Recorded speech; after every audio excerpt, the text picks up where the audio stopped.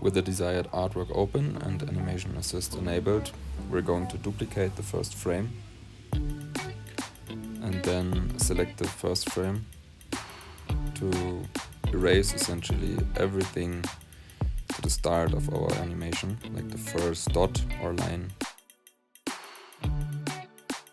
Then we duplicate the last frame again and select the previous one, so in this case the middle second frame, and erase a little bit less than before.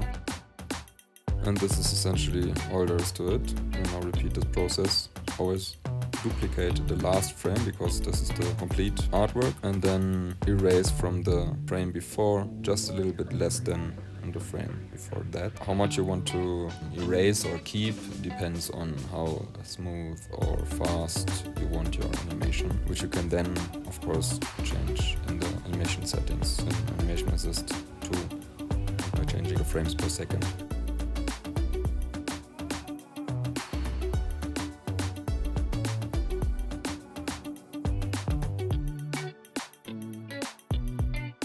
That's already it. Also note that I made another video, same result, just using layer masks instead of erasing, which can be in certain cases a little easier because it's non-destructive and we can copy the layer mask and not lose the parts we have erased before. Thanks for watching. Ciao!